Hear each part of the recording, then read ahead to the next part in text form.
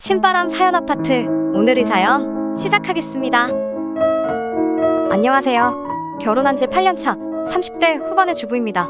한국에서 며느리로서 살아가는 여자들이라면 제가 얼마나 힘들었을지 이해하실 것 같습니다. 저는 아들만 셋인 집에 둘째 며느리로 시집왔지만 아주버님이 결혼을 하지 않은 덕분에 맏며느리 역할을 8년 동안 했네요. 집안의 경조사도 아프신 어머님의 수발도 모두 제 담당이었습니다. 남편이라는 사람도 너무 어리숙해서 친구니 선배니 하는 인간들한테 크게 사기도 2번이나 당하고 늘 직장 다니기를 싫어하고 핑계만 있으면 사표 쓰고 사업할 궁리만 하는 그런 사람이었지요. 그렇다 보니 우리는 늘 경제적으로 쪼들렸고 그로 인해 저는 늘 몸으로 때워야 하는 상황이었네요. 상대적으로 여유가 있고 맞벌이를 하던 막내 서방님과 동서는 돈으로 상황을 벗어났고요. 그러던 중 어느 날 평소처럼 병원 음식은 입에 안 맞아 식사를 안 하시는 시어머니를 위해 만들어간 도시락을 펼치고 있는데 이를 보시던 시어머니께서 제 손을 꼭 쥐시며 제가 얼마나 고생하는지 안다고 하시더라고요. 그러면서 본인이 소유하신 작은 상가 하나를 나중에 꼭 제게 주시겠노라 하시니 그동안의 고생을 다 보상받는 기분이 들더라고요.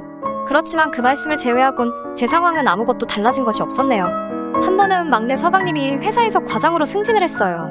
그러자 시어머니께서 축하 파티라도 해야 하지 않겠냐며 저더러 실력 발휘를 해보라고 하시더군요. 제가 음식 준비하는 동안 동서는 작은 방에서 무얼 하는지 부엌에는 콧배기도 내밀지 않더라고요. 음식 준비를 하다 열받은 제가 동서한테 나오라고 부르니 대번에 시어머니께서 일하고 온 사람 좀 쉬게 놔두라고 하시는 거예요. 막내 서방님도 대번에 저한테 서로 형편껏 되는 만큼 하자면서 형수님이 솜씨 좀 발휘하시고 저희는 경제적인 부담을 지고 그러면 되지 않냐고 하는데 순간 속에서 화가 솟구쳐 올라오는 기분이더라고요. 그래도 좋은 날이고 시어머니도 계시니 속으로 화를 꾹 참았습니다. 음식 준비가 거의 다 끝났을 무렵 막내 동서가 슬쩍 나와서 음식들을 보더니 고작 한다는 소리가 왜 다 고기밖에 없냐면서 이러면 몸에 안 좋다고 반찬 투정을 하더라고요. 그래서 제가 고생했다는 소리는 못할 망정 투정을 부리냐고 그냥 맛있게 먹으라고 좋은 말로 타일렀어요. 그러자 또 대번에 시어머니께서 막내 동서가 틀린 말을 한 것도 아닌데 왜 무안을 주냐며 저에게 면박을 주시더라고요. 집안에서의 제 입지는 항상 그랬습니다. 돈이 없으니 몸으로 때워야 하는 그런 신세였지요. 게다가 남편이란 사람도 세월이 가도 철이 들지 않아서 그런 대화가 오고 가도 그저 시어머니와 동생의 눈치만 살필 뿐이었지요. 그런데 얼마 전 드디어 아주버님의 결혼 날짜가 잡혔습니다. 저도 드디어 이 지긋지긋한 맏며느리 노릇에서 벗어날 수 있다고 생각하니 정말 기쁘더라고요. 아주버님과 결혼할 여자는 아주버님과 12살 차이 나는 20대 후반의 치과의사였어요. 이미 자기 치과도 있고 예단비도 현찰 1억이나 들고 왔어요. 게다가 나이 어린 형님은 당당하게 저와 막내 동서를 자네라고 부르더군요. 물론 형님이니까 잘못됐다고 말할 순 없지만 그래도 참 기분이 이상하더라고요. 지난 추석 때 명절 준비를 위해 형님과 막내 동서에게 전화를 걸었지요. 막내 동서는 형님이 들어온 이후로는 더 이상 시어머니에게 1등 며느리가 아니었어요. 그래서인지 예전보다는 고분고분한 말투로 시간 맞춰 오겠다고 하더라고요. 하지만 형님은 자기는 환자들 보는 것만으로도 너무 바쁘고 시간도 없으니 그런 건 자네들이 알아서 하라고 하시더라고요. 게다가 명절 당일날 아파서 못 온다던 막내 동선의 딸이 오는 바람에 식탁에 의자가 하나 부족했어요. 그러자 시어머니는 저에게 너는 좀 나중에 먹으라고 하시더라고요. 부엌에 우두커니 서서 가족들 부족한 반찬과 국을 퍼주고 있는 제 자신이 어찌나 한심하고 서글프던지요. 그런데 남편이란 작자는 뭐가 그렇게 맛있는지 우걱우걱 잘도 처먹더라고요. 코로 먹었는지 입으로 먹었는지 모를 식사가 끝나고 과일을 깎고 있는데 거실에서 나이 어린 형님이 시어머니한테 엄마 하며 알랑방구를 떠는 게 귀에 쏙쏙 박히더라고요. 그러면서 시어머니 품위 유지하시는데 쓰시라고 멀리서 보기에도 제법 두툼한 흰 봉투를 건네더라고요.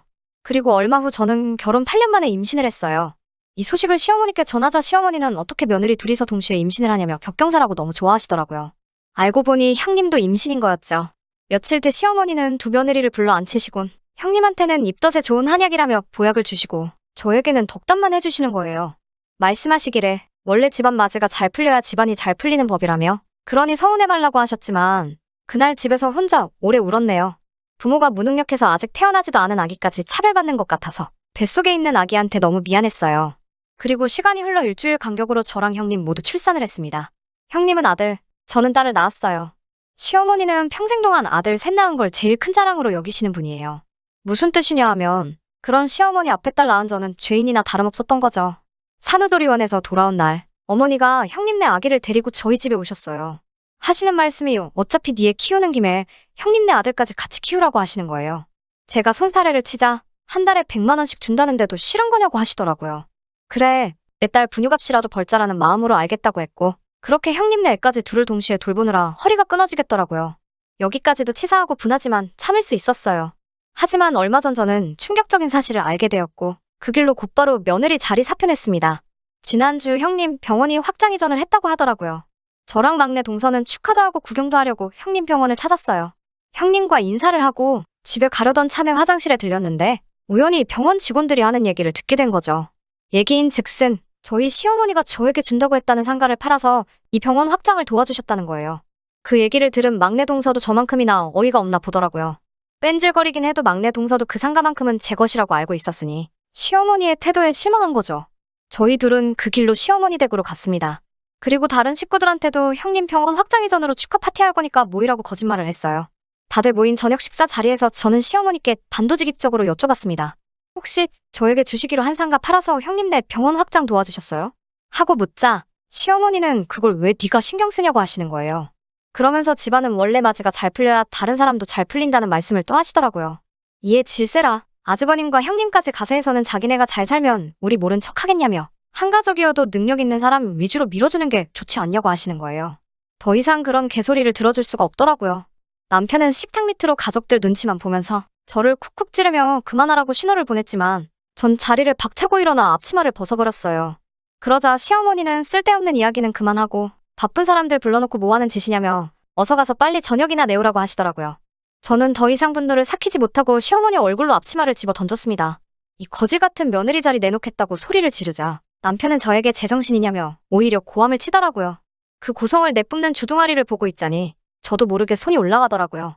저는 주먹을 쥐고 있는 힘껏 남편의 턱을 갈겼습니다. 입술이 터져서 피가 나고 턱을 부여잡고 어버버거리고 있는 꼬라지를 보자니 얼마나 웃음이 나던지 말이에요.